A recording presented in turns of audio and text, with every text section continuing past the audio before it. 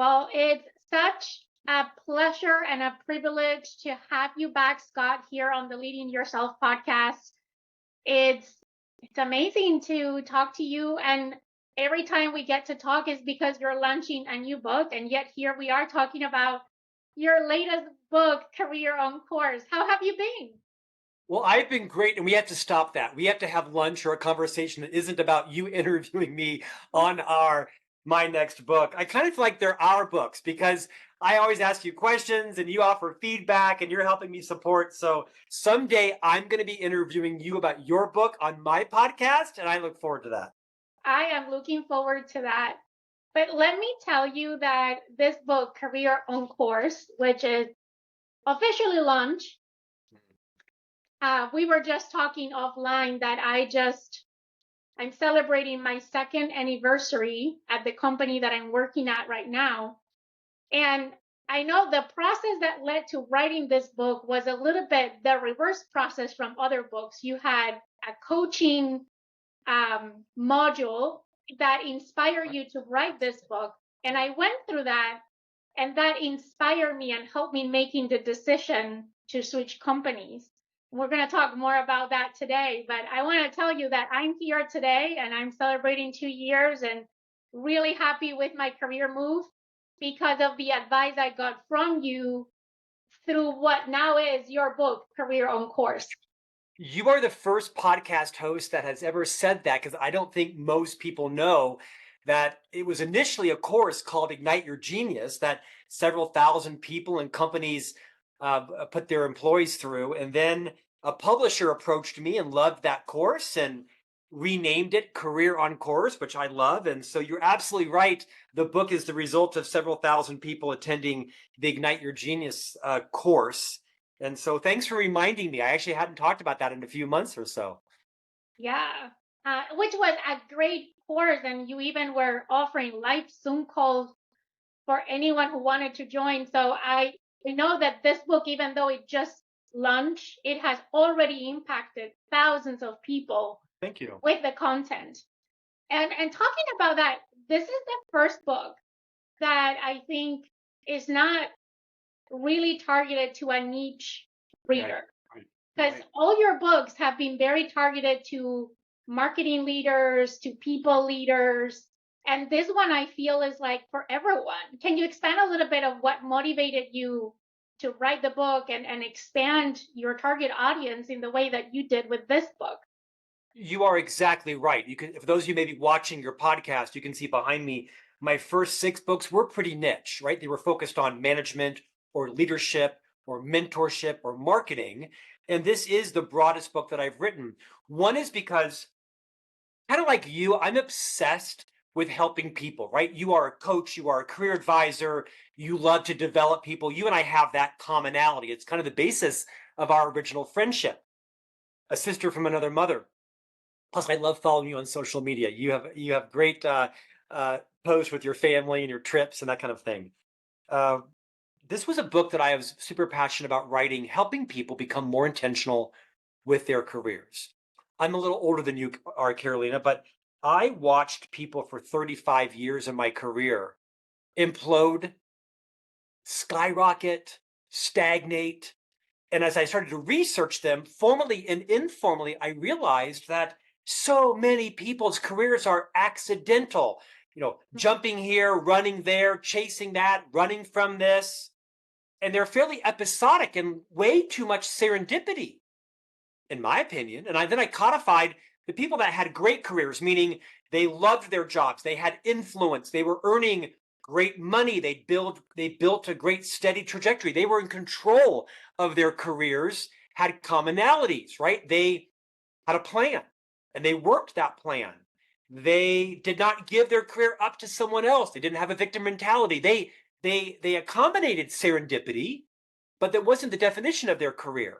And so I wanted to write a book that was easy to read, that had worksheets in it to help people take better control of their career. Have a plan or become part of someone else's. Act or be acted upon. And the fact of the matter is, most of us aren't in the room when our career is decided for us by our boss or our boss's boss or just the CFO that says 8% cut. And so I wanted people to take more control of their career, and that's why I wrote the book. That is something that I tell everyone that I have career conversations with is like the most important decisions that are going to be made in your career are made in a room that you're not part of. True. It's true. Unless you read Scott Miller's book, Career on Course, and start to take control of your career. Of course, you can't expect every recession, although they're pretty cyclical and you know when they're coming, right? And you can't expect when your company is going to buy a new company and merge it or divest a company. There are outliers in every career. Industries come, industries go, stuff happens.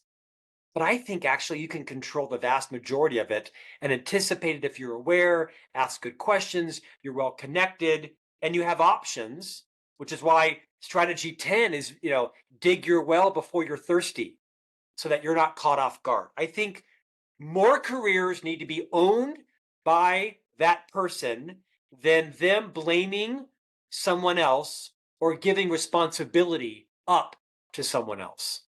That is so true. One thing, I've been in HR for 20 years and have hundreds, if not thousands, of career conversations with people. Yeah, right. And you can always tell two distinct groups of people, right? There's the people that are waiting for someone to tap them on the shoulder, to tell them what skills to build, what opportunities to pursue, or to give them the opportunities in a silver platter.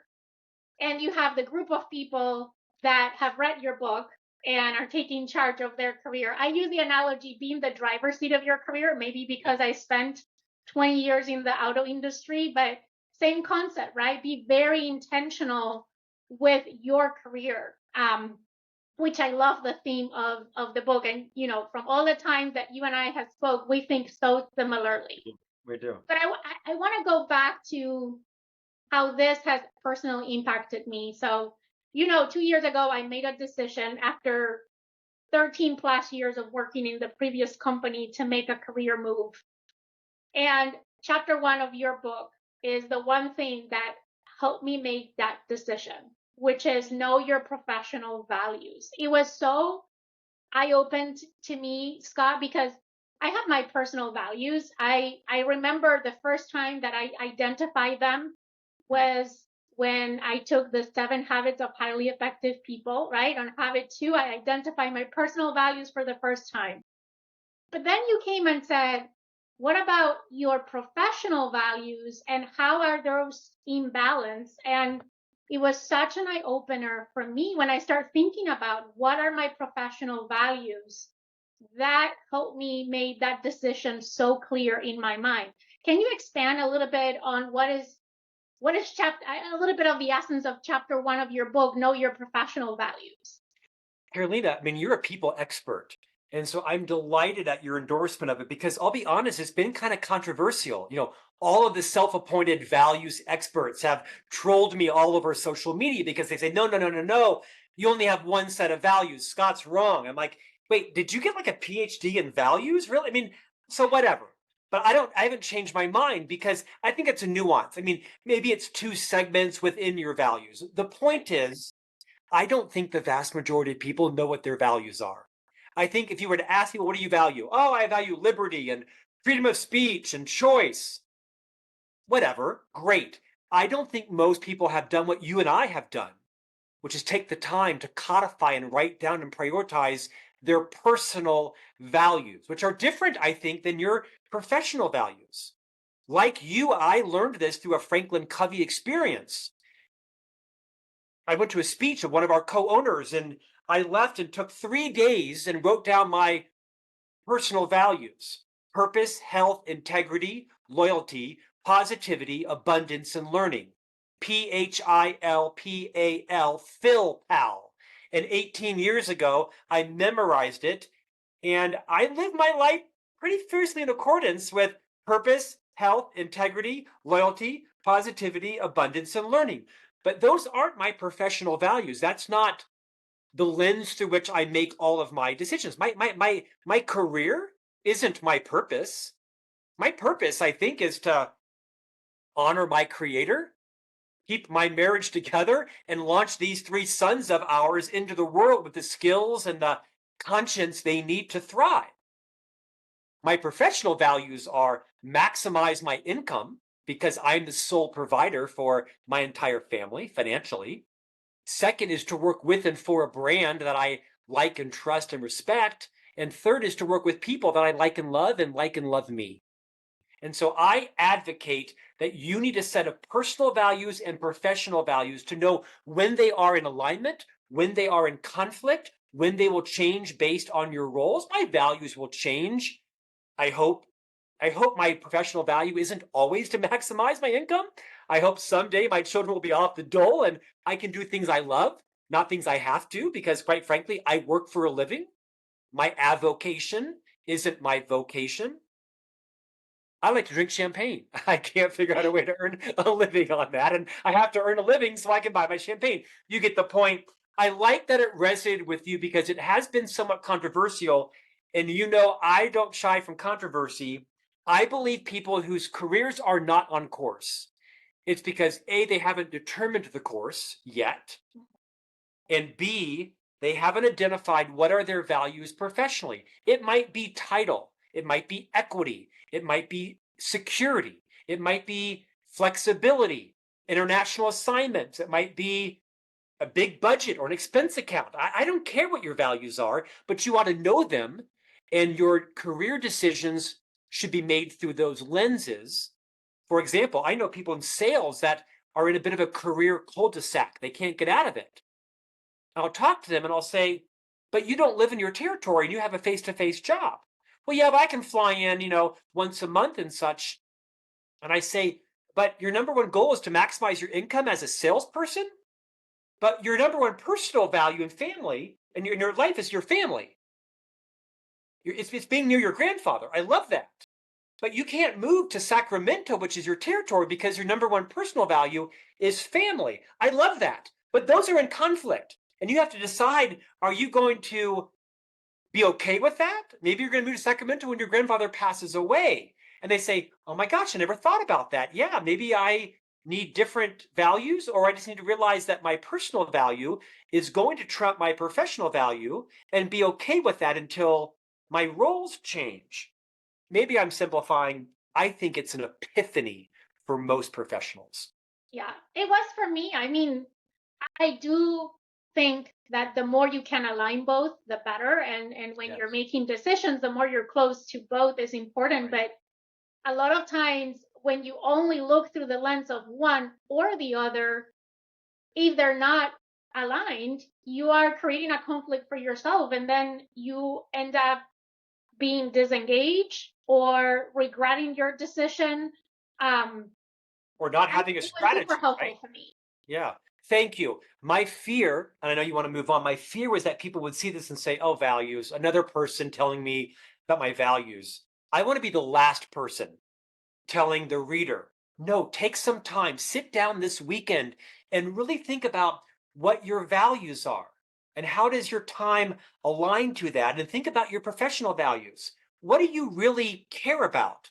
If your number one value is to be on the executive team or in the C-suite or have a VP title or move to Belgium, great. Write it down, codify it, and go make it happen. But don't blame other people that you don't have an international assignment when you're working for a company that has one foreign office. You made your decisions not based on your values. You made them based on who recruited you, how desperate you were, how much you disliked your current leader. I don't know. Yeah. I I'm think passionate. Can you tell? is so true. And I think, like for me, it was an eye opener. It helped me make the decision. But I think also a lot of people that are not clear, because I think this chapter is about gaining clarity, but also being brutally honest with yourself. I love how you very openly say, my number one professional value is income, which a lot of people, for fear of being judged, for whatever the reason, they would never say that. You always hear things like, oh, I'm purpose driven, I'm growth driven. Yeah, but what is true for yourself? Because if you keep telling these things that is not what you really value, you end up convincing yourself of something different. And that is just someone else, right? Making the decision for you. That is so beautifully said. I think it's really important on this topic, and I like that we're still discussing it, is your values are your values. You shouldn't care what I think about your values. You should not pick your values based on if you think they'll sound popular or, I mean, it's a tough exercise. You have to block out what anybody else thinks. Now, if you're married or in a committed relationship, maybe your partner's or spouse's opinion is that, if I said to my wife, my number one personal value is playing tennis, she might say, really? Like, where does the family fit in that? And where does the power bill fit, right? And you get the point. I think you should inoculate yourself against the opinions of others on your values. Second, although my number one professional value is maximize my income, it's not at all cost. I could have gone to work for a company and it could have made more money, but it may not have been a company I respected and worked for and a product I believed in and with people that I loved. I probably could have gone and worked for a hedge fund and maybe hated my job and made a lot more money, but I don't know that I would have had the same friends and lifelong relationships as I had at the Franklin Covey company. Maybe I would have. The point is, it wasn't as if my only value was maximize my income. I wanted to maximize it, but I also wanted to work for a brand that I love with people that I like. Yes. So good. I want to jump to another strategy that you talk about in the book that I'm personally so passionate because I think is the foundation for everything. And that is self-awareness. You call it study yourself, but I am such a fan of developing self-awareness, and you tackle this from the perspective of career. Can you speak a little bit of the importance of self-awareness and how you can go about getting to know, or as you say, study yourself? Because I think you have some great strategies there that someone who doesn't know where to start, like you have even the templates on the book, like the tools, everything is given to those that are reading the book to really grow their self-awareness. I so feel like you and I are going to write a book together someday. I don't know why that's in my blood, but I feel like you and I see the world very differently from different backgrounds, right? Uh, let me see, 35 years in my professional career. I have interviewed hundreds of people for jobs. I have hired 100 people. And I've had the responsibility of terminating about 20. Tough, right? Some more difficult than others. Some were litigious, some were physical. People spat at me, people, grabbed me. I mean, being a leader is tough. It's not for everybody. No. Every single termination was not related to their lack of technical competency to do the job they were hired for. They had the certificate, they had the degree, they had the know-how. Every single termination was because the person had no idea what it was like to be around them, to work with them, to collaborate with them, to lead them, to stand in a trade show booth for 3 days with them, to be on a Zoom call with them, to work on a project. They completely lacked self-awareness. They had no idea what a train wreck and a cancer they were, either as, a problem identifier or a victim mentality or a gossiper or the person who just ran roughshod over everybody or never took responsibility. Whatever it was always the case. They had no idea how they were perceived, how they were received. There was a huge disconnect between how they saw themselves. I mean, at least I know I can be fatiguing. I have like this indefatigable energy level. I use my hands. I'm passionate about everything. I think I'm always right. I can laugh about it. I can listen. I can be quieter. I can admit when I'm wrong. This chapter is kind of the opposite of what most of us are told to do. I think we're told in organizations, you've got to be more curious, you've got to be more literate, you've got to know this author and Jim Collins and Liz Wiseman and Susan Cain and Seth Godin and Dan Pink and read all the literature and HBR and Wall Street Journal and TED Talks and That's good. Do all of that. We all study other people. I know every song Pink has ever written. I know Roger Federer's tennis career. I've read every book Seth Godin has written. How much time do we spend studying ourselves? What's it like to go to dinner with Scott Miller? What's it like to have Scott Miller as a guest on your podcast? I mean, look at me. I've talked 90% of the time. At least I know it. And so this chapter is about building your self-awareness.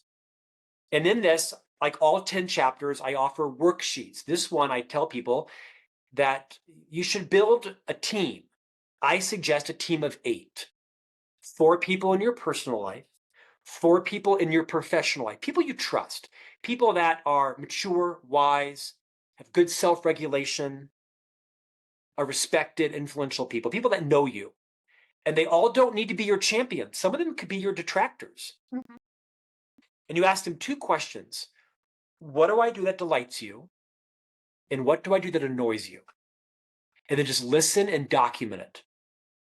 And if they tell you, which some of them won't, because most people aren't good at giving high courage feedback, as you know, if and when they tell you what you do that annoys them and delights them, then you can say, gosh, that's so helpful. Let me go and throw up for a moment. And when I come back, can I ask you some clarifying questions like, when do I do that? And why do you think I do that? And was there an instance when I did that that you can tell me so I remember what was going on? Was I feeling insecure? Was I feeling jealous?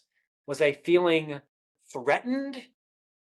Or was it just like my natural style that, quite frankly, in some cases is a strength, in some cases it's a weakness, and I just need to be more aware when what I think is my strength, when it's overplayed, it actually hurts people and it hurts my brand. This chapter is about taking time to study yourself and see yourself more how others perceive you, less how you perceive you. Yes. Huge gap in this for everyone. I know. I firmly believe that in general, we all go to work because since we're talking about our careers with the best of our intentions. Absolutely. But how that translates or how other people receive that might be very different than what is in our minds, right? When I left my previous company, the last thing that I did was a 360 evaluation. I gather and I use those questions that you're suggesting in your book, plus some others. But I told myself, we know people struggle to give you the critical feedback. I'm like, especially if you're in HR, and it it's normal, right? But I'm like, okay, I'm leaving. They have nothing to lose to give me the feedback now. This is my chance. And that was one of the very last things that I did. And then I spent a whole weekend reading through it.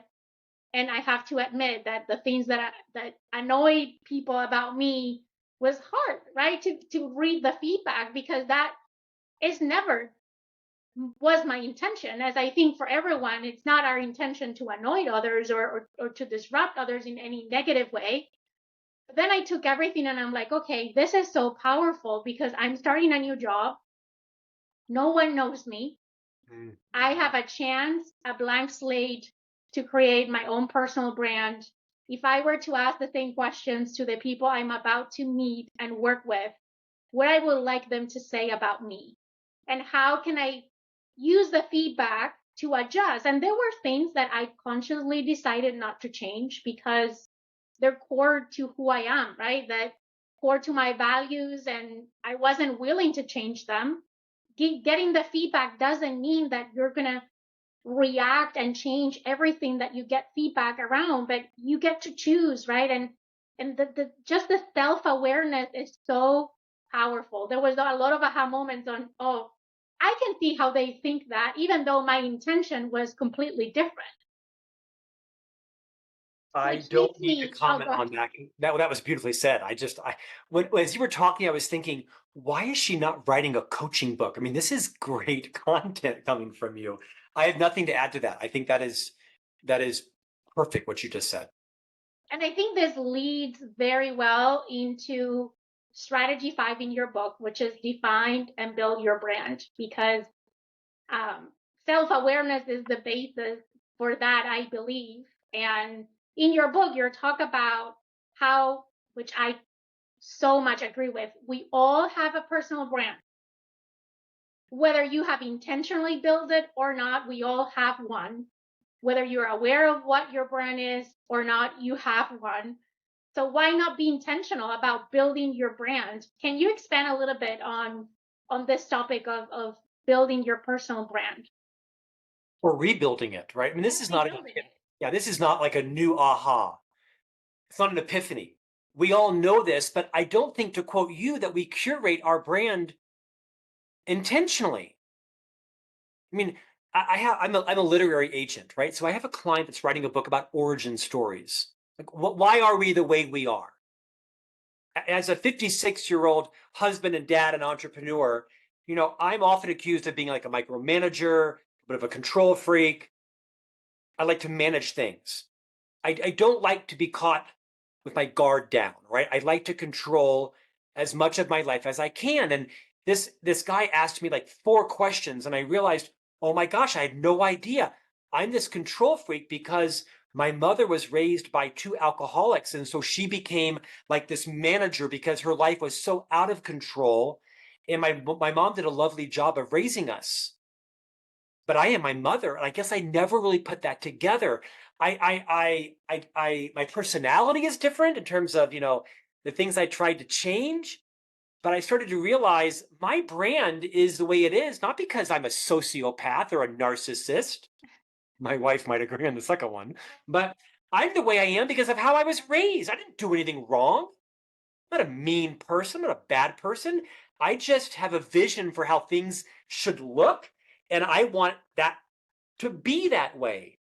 Unfortunately, sometimes at the expense of relationships and people feeling respected and valued and empowered and nurtured. The point of that tirade was, that's my brand. And I've kind of come to own it and understand, okay, so how can I still have a quality standard, but make people like working with me and feel like I'm naming their genius and empowering them and growing their skills and not diminishing them? Because, I don't shy from conflict. My wife says I'm a heat-seeking missile for conflict. I'm very comfortable giving feedback, sometimes too comfortable, right? This chapter is about understanding, what do you think your brand is? Interviewing 3 people, I think it was 3 in the book, how do they perceive your brand? And then asking yourself, what do you really want your brand to be? Because it's never too late. What do you think it is? What do they say it is? Which is true, right? Your opinion doesn't matter. And then what do you really want it to be? And then what do you need to do differently? How do you need to change your mindset and your behaviors? Like, here's a great example. I'm a very loyal person, but I can be a harsh person. Like I mentioned, I don't shy from conflict. If you've done something that is, in my opinion, unacceptable or inferior quality, I'm going to tell you, like, probably in private, but I mean, you're going to get it from me with no minced words. And then I'm the kind of guy that I hope we had more people like that in the workplace, by the way, Scott. It's true. It's a skill. By the way, I have to be careful because I have so much courage that if I'm not deliberate and thoughtful, I can damage someone. I can damage their self-confidence or their self-esteem. So what I lack is the diplomacy and the consideration. Because I'm a pretty, being on the end of feedback from me can be eviscerating. As you know, I'm a stutterer. I've had a lifelong speech impediment. And one of my coping mechanisms is I'm a voracious reader, so I have a pretty big vocabulary. Stutterers need a big vocabulary. When a word comes up we can't say, we have to have an alternative word. Now, the upside of that is some might call me well-spoken. The downside is I'm known to weaponize my vocabulary against you. I'll use it to minimize you consciously and subconsciously because I'm a human. And humans have agendas and humans have flaws. And so I'm really working on how can I keep my quality standard without eviscerating you, without making you feel, without my clarity and my conciseness not coming across as cold and unfeeling. That's my brand. I'm working on it because people have told me that because I asked them. No one's ever walked up to me and said, you are well spoken, but a jerk. Well, actually, they probably have. And And I probably took them aside and said, tell me more. Tell me more. Because I don't want to be a jerk. But that is a skill that Oh, is so yes. Oh, powerful, right? yes. Not just emotionally react to that feedback, but try to go deeper to understand, right? And have the vulnerability to say, tell me more because I want to be better. That is a skill. People will say to me all the time, Scott, you're so great at role playing these courageous conversations. And I say, yeah, because I screwed up the first 50 of them. Why do you think my human resource file is an expandable folder? It's because I said things that were wrong. And I have to role play them now and be more deliberate and be more mindful of my body language, of my tone. People will say, Scott, why are you screaming? I'll say, I'm not screaming. I'm just passionate. They say, no, why are you screaming? I'm not screaming. Scott, you want me to record it for you? People will say to me, Scott, why are you angry? I'm not angry. I'm just passionate. No, Scott, you look angry. I'm not angry. And I said, Scott, can I take a snapshot? I look pretty angry. My point is, if you want to be aware of how you are received by others, between studying yourself, the third strategy, and really building this brand requires you to make it safe for other people to tell you their truth about how they experience you.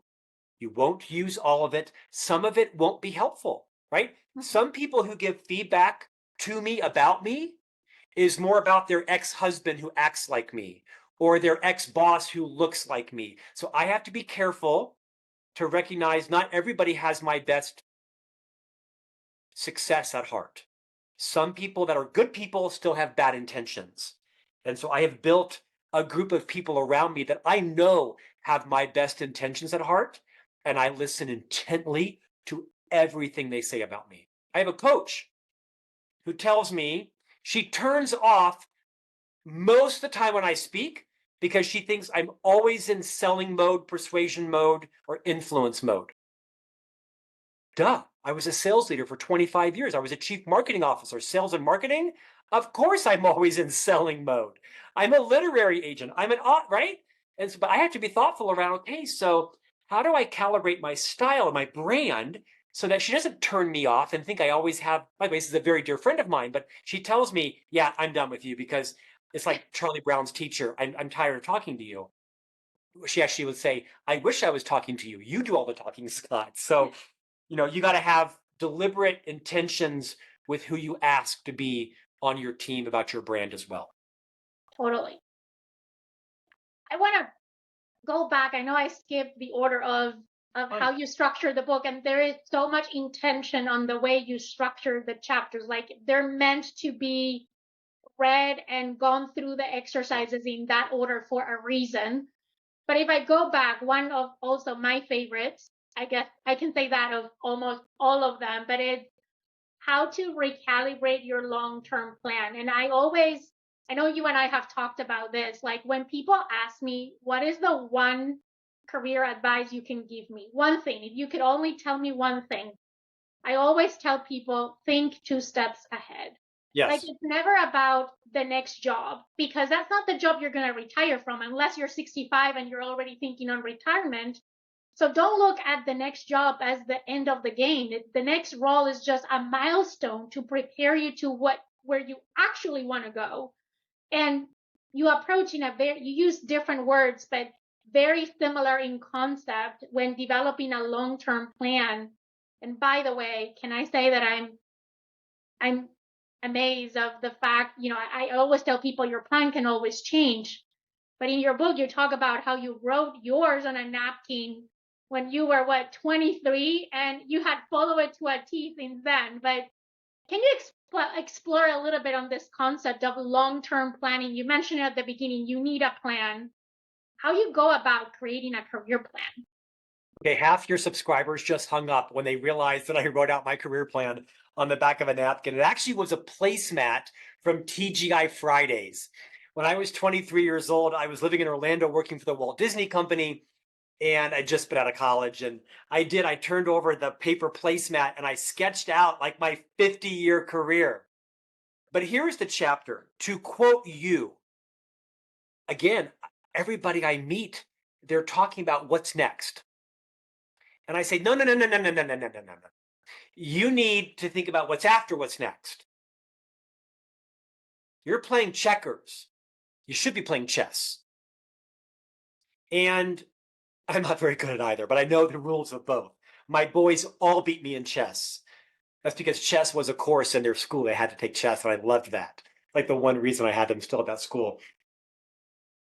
Many of us are living in a short-term world, and we've got to think more long-term, right? We're so validated on quarterly performance and speed and fast and information retrieval, and it's difficult to think more long-term. I'll tell you, the best advice I ever got in my life was from Franklin Covey's chairman, Bob Whitman, when he said to me, Scott, I was on the executive team as the CMO, he said, thinking is a legitimate business activity. Meaning, close your door, put your feet up on your desk, turn off your computer at 11 o'clock in the morning, and put up your arms and stare out the window or whatever your version of that is, and just think.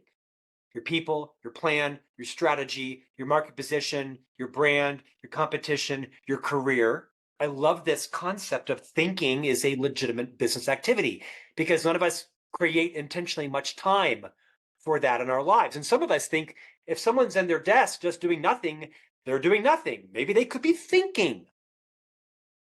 To the chapter. The chapter is really about creating a long-term, multi-decade plan. Not just like 2 years from now or 5 years from now, but what I suggest is, no, what's the ultimate? Like when you're 58, do you want to be the CEO? Do you want to be the CHRO? Do you want to be the Western Region Sales Vice President? Do you want to be in the City Council? Do you want to be the Superintendent? Do you want to be the Provost? Like, what is it for you? For me, it was CEO. In my 20s, I thought, I want to run for Congress someday, and I want to be able to self-fund my campaign and not be subject to special interest. Therefore, I'll need about $3 million. Now it's about 12. Just so happens I got married. My wife said, oh, hell no, you're not running for Congress. You have 3 kids. Kiss that dream goodbye. And therefore I did. So I bought a convertible instead. That was my difference between public service. I bought a convertible. My point is, I wanted to be CEO. And so I backcasted instead of forecasted. Well, if I want to be the CEO, I've probably got to be in the C-suite. I'm never going to become the CFO or the CIO. So I became the CMO. And then I probably had to be an EVP and an SVP and a VP and an AVP and a director. You get the point, right? And I probably need supply chain experience and marketing experience and operations and probably some international experience. That's why I went to London for a year and on and on and on. And I put my age, the title, and the compensation at every one of these trench marks. So when I'm 27, I'll be here. When I'm 31, I'll be there. 33, 37, 41, 45, 55.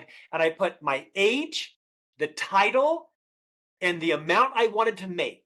And then I wrote out, after interviewing people, I went around Disney and I met people who were managers and directors and vice presidents and EVPs. And I said, what are the skills you had to learn to earn that job? And then that job. And then, like some crazy maniacal nerd, I wrote it all out on a sheet of paper, including all of the talents and skills I had to learn to move up into the next job. And then I just worked that plan for 25 years. And I pulled it out every 18 months and I readjusted. And it actually was more of a linear line than most people would believe. Yes, there was serendipity. Yes, there were some disruptions, mostly done by me, one of the strategies. But at the end of the day, I had a plan and I worked it. And that's how my career was on course. Yeah. I strongly advise people, if you buy the book, there are worksheets for every chapter, including this, that allow you to like sketch it out. And you're not going to do it perfect, right? I mean, Carolina's role is going to change a little bit different, and she might make a title leap, but it might be a lateral in pay. But it's a great investment long term, and she's going to have a huge jump in pay. Maybe she'll go to Asia for 2 years. Never expected that, but that's on her way to the plan. The point is, although it's pithy, it's so true. Have a plan or be part of someone else's. Act or be acted upon. Your career cannot be on course if you don't know what the course is. And it doesn't mean there won't be interruptions, things you never realize, industries that pop up. But those should be the outliers, not the through line. Yeah. I mean, I take my hat off because I thought I was a planner nerd when it comes to my career, but then when I find out about you having my age, salary, all of these details on your plan, I'm like, But can I tell you, I'm actually a fairly spontaneous person, right? I mean, I you have no are. idea. So, and yeah, I mean, I might buy a car this afternoon. I might choose to sell our home. I might choose to, I'm a very spontaneous person. But I realized by watching all these careers in my 20s, my deduction was that the people who seem the happiest, that are the most in control in their career, are the ones that are closest to having a plan. They Mhm. have their eyes set on something. It isn't just, and they weren't like these they weren't these, wildly ambitious people. They just understood how the process works. You don't make it to the C suite because of any reason other than you earned your way there. Yes. And the way you earn your, I mean, in a public company, I don't know anybody who vaults into the C suite. I mean, and by the way, I'm not a very patient person, but I understood in this company, here is the culture. And so I'm going to have to adapt to understand their plan. And if it doesn't work for me, then I need to leave. But that's how it works there. And so because I was clear on my professional values, I was able to exercise maybe a little more unnatural patience. And it worked out beautifully for me. And if everybody knows the real story, Franklin Covey Company is a Utah-based company, and although a public company, I wasn't exactly the typical Utah guy, if you know what I mean, from Orlando, Florida. And so I I had know the first time you and I met, I asked you very direct, probably out of place question on you don't seem the person that fits in the Franklin Covey culture. well, I didn't. This is a company that I am an unabashed ambassador for. I don't work there anymore. I still consult for them and advise them and host two podcasts. But you're right. I was a total fish out of water for 25 years. Utah's known as the state where it's predominantly populated by Latter-day Saints, known colloquially as Mormons, right? I was a single Catholic boy from Orlando, and these were people that were married, right, when they're 20s with 5 kids.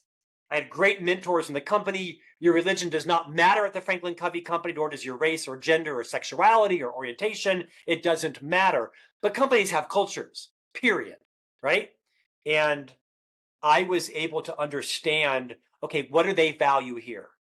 What do they value? And can I get close to that without being disingenuous to who I am? And I think there's wisdom in that, right? I think I think listeners, you might need to make a little more concessions than sometimes you're willing. Not on your ethics, not on your black or whites, but companies have cultures and they're hard to change. And the most successful people are those that understand the culture, understand how stuff gets done here, what types of behaviors are valued and what types aren't valued. Quite frankly, I was probably a big mismatch for Franklin Covey culturally, but they knew my work ethic, my intent. I made a lot of sacrifices. I moved like 5 times. I worked very hard.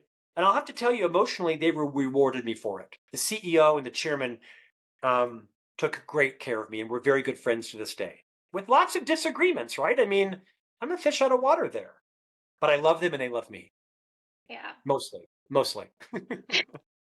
One thing I want to add to what you just said, because I think again all these chapters really resonated with me. I always tell people you should be working now, not on the skills that you need now or in the next role, but 3 years from now. Like when you have, for me personally, right, when I have applied to a job, I always felt confident because it was in my plan. And I had worked on the skills that I needed to do that job probably 3 years ago. I think in 3 year cycles, which they're getting shorter and shorter now, right? I think we have this need to reinvent ourselves more frequently now that we did when I started my career. Yeah. And then there's this other layer of the company culture and the unwritten rules of the company, right? What is required and expected for you to get to a certain place, and getting to know what those things are, and then making the decision, to your point, am I willing to do those things or not? Yeah. Like moving internationally, like relocating, things like that, that a lot of times people have these ambitions to get to be the CEO or the CFO or whatever the role is, but they're not willing to do what the company expects of someone that would get there. And I think the earlier you get to know those things and make the conscious decision of, is this something that aligns with my values? Is something that I'm willing to do? The better. Otherwise, you find yourself in a point of you basically disappointment. And the only one's fault is yours for not having analyzed that, right? And make that conscious decision. You let someone else make that decision for you. I have nothing to add to that. That was beautifully said. Truly. Okay, I know time is going by so quickly. I have so many questions for you. There is one more thing, or we can chime a lot of things. I hope that everyone who is listening, they're starting to see how these things come together, Yes, right? They're right. not isolated. Right. It's a puzzle, and you need all the pieces to have your career on course. One of the things you talked about is be willing to disrupt yourself and do it before you get disrupted. I think this is so powerful. And having that willingness to do that is something that a lot of time that I see not everyone has. They're kind of waiting to react to the last minute versus being proactive and disrupting themselves. Can you expand a little bit on that? Carolina, when people ask me, like, what's the one thing you did in your career that was the most successful, that got you to the C-suite, that got you to write a book now, a best-selling book on careers? I say, it was just that, is I had the courage, and maybe it was like the fearlessness, or maybe sometimes the irresponsibility of disrupting myself. I was just kind of always horrified that someone else would make decisions about my career. I'm like, no, you don't make decisions about my career. It's my career. Now, I understand I'm an employee and there are norms and there are processes and values and things that will get me fired or get me promoted. But that just By the way, stopped. he talks about all of those things on I do. I do. Uh, was my willingness to disrupt myself. I did not want to be the person ever. And maybe it's because I'm paranoid, because I run a little bit paranoid, which is a good thing and a bad thing. I'm Catholic. It kind of comes with the territory. I never wanted someone to say, yeah, Scott's kind of past his prime there. We should maybe move him out, because I was part of those conversations about other people. And so I read this book from Whitney Johnson called Disrupt Yourself. Whitney Johnson has written many books, fantastic podcaster, consultant, coach, speaker, author. And Whitney says the research shows, Carolina, that on average, we tend to master our jobs between 18 and 36 months. And at the end of that time period, I'm not going to say any of us phone it in, but we become a little more complacent, and the challenge, the excitement, the euphoria is kind of worn off. And the problem is that subconsciously we become a little bit complacent and we don't notice it, but those around us do.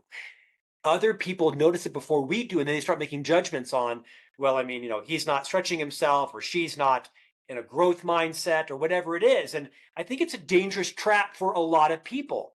I hope those that are still listening to us are tuning in tight right now. You probably don't think this applies to you. Oh, it does. The psychology science shows that once you have mastered a job, somewhere between 18 and 36 months, it does get easier. And the point is, whether you still have a great work ethic, other people are seeing in you perhaps some complacency, and that impacts your brand. So the moral of the story is, are you in a position to disrupt yourself? Some people aren't. Some people are single parents. Some people are caregivers to their parents. Some people don't have the financial traction. I don't want to seem like I'm disconnected. I'm not. I told you, I am the sole financial provider for a wife who likes Gucci and 3 kids who apparently want to go to college and have tennis lessons and have braces and go to Barnes & Noble and go on vacation once a year and apparently have a Christmas stocking and an Easter basket and a whole lot of other opportunities. And so I am not this guy that's independently wealthy and just like quits my job and I win. No, my wife wants insurance. Go figure. And so I have a lot of anchors that keep me from being frivolous. But in every job that I've moved out of, it was me. Other than Disney inviting me to depart 30 years ago, who cares? I have moved myself out of every job way before anybody would ever think I was complacent. And people would say, Scott, you're quitting like a 6-figure job. Scott, you're quitting a 7-figure job in the pandemic. And I know I'm done. They need someone new. What I could contribute got them there, but I was mature enough to say I can't take them there. That needs someone else's skills. And that doesn't mean that I'm not competent. It means that's not my competency. And I'm choosing not to learn that. I'm choosing to do something else now. Yes, you have to prepare yourself financially. Yes, you have to have a big network. Yes, you have to constantly be challenging your skill set and reinventing yourself and moving and failing. I have failed my way to success 100%. And even that's probably debatable, the success piece. I'm very comfortable talking about it. The lesson in this one is you're going to be disrupted. And some of you can't control, but I think you can control the vast majority of it if you keep your ear to the ground, you build a network, you reinvent yourself, you see the writing on the wall, and you are the person that says to your boss, you know, I'm really proud of how I've gotten us to here, and I see we need to go there, and I'm not sure I'm the right person or that that's the best use of my talent and passion and energy to learn that. I don't want to jeopardize my income or my position, but we probably should talk about what does my path look like, because I'm not sure that path is right for you or for me. Can we talk about what else could be available? Now, that might not be a conversation you can have with your boss because she or he doesn't think holistically, doesn't think strategically, doesn't have the elasticity. You may be in a small company, right? There's not a lot of upward mobility in a Subway shop. So choose your declaration carefully. But if you choose your leader carefully, you'll work for someone that says, wow, that is a really bold conversation. You didn't just quit your job, but you're thinking about the business as much as you're thinking about your career. And I honor and value that. And I'm telling you, 90% of leaders will say, oh my gosh, where do we put Carolina? Because quite frankly, we all kind of knew you weren't right for that. And we've been talking about that, but we kind of hope you'd rise to the occasion. But thank you for acknowledging it. Oh, we're so going to find the right role for you because we want your self-awareness and maturity in this company. Oh, you're going nowhere. Let's figure out where to get you. And some people may think that's Pollyanna, but I'm watching Carolina shake her head, who is a senior people development person in a global company. And that's how it works in the right organizations with the right leaders.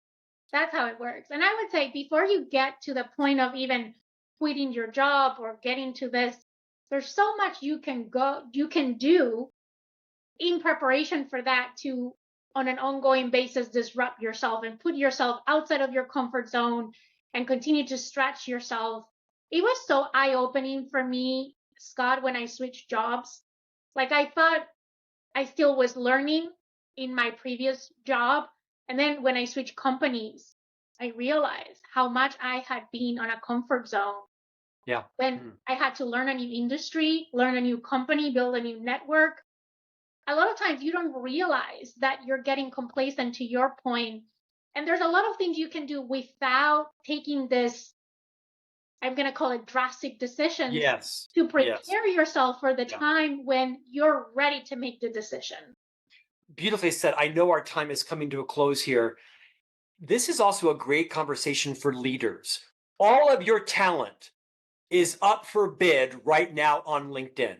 If you don't think every one of your associates is being courted and recruited, you're delusional. They're all being courted and recruited. And so before one of your employees is thinking about disrupting themselves, go to them and have these conversations and say, how are you feeling? What do you see about your future? Is this the right role? By the way, some people will be paranoid and say, is it not? Are you firing me? No, I love you and I care about you and I want to make sure we have all the talent in the right place. And if you want to stay in this, man, I'll be your champion if that's the truth. But leaders, listen to me. All of your talent is being recruited right now as you're listening to this podcast. Every one of your people, whether they're doing it proactively or reactively, there still is a hot labor market for in-demand talent, and they can afford to pay them more because you've made all the investments and you've trained them and matured them. So of course they can offer more money because you've done all the hard work investing in your people. Don't be asleep at the wheel. Don't be afraid to have career conversation with your people to say, how's it going? What are you feeling? What is your future? What is your 5-year plan? How can we be a part of that? Because I think, again, to use the phrase most leaders are pretty good at recruiting talent. Most leaders suck at retaining talent. So well said. I know we're up on time. I can speak with you for hours about this or any other topic.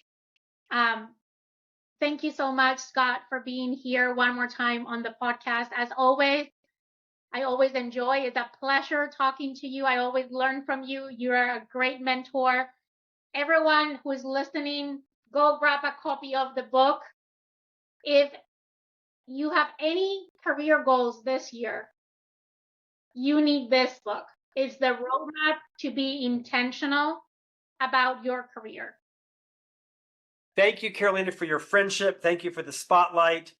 I love our conversations. I just think there's a collaboration in the future. We got to stay in touch outside of you helping me spotlight my new books, which I'm super grateful for. Thank you so much. No, thank you, Scott.